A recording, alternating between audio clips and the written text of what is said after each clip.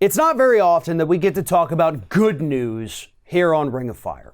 Most of the things we cover are horrible things a Republican has said or done, or a Democrat has said or done. So we kind of focus mostly on all the horribleness happening. But believe it or not, there is some positive happening in this country right now. And of course, it's happening far outside of Washington, D.C. But here it is.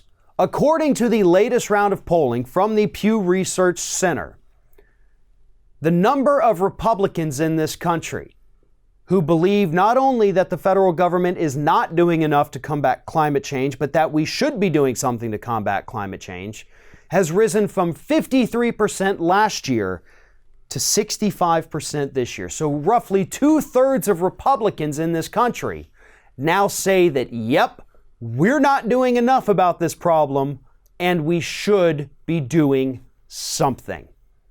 That is a 12-point jump in the span of 12 months. That's a positive. I know 65%, 2/3 still isn't quite enough, but it does show that at least among voters here in the United States, the average people walking around the streets, climate change is not a partisan issue. They see the evidence piling up all around us. Right? They see these wildfires sparked by the droughts out in California. We've seen fires in Colorado. We've seen the massive hurricanes. Luckily, we were spared this year from anything too crazy, with the exception of the one storm. But they see it and they understand it. They understand that summers are getting hotter, that we're breaking all these heat records. And more importantly, unlike some of the folks in DC, they understand that freak snowstorms in October don't mean that climate change doesn't exist, but actually confirm that these extreme weather events are getting more and more severe, and climate change is to blame. 2/3 of moderate Republicans say that we're not doing enough to combat climate change. That is a huge number, considering not that long ago, a majority of Republicans didn't even believe that climate change was a threat. Now they do. And they think we should be doing something.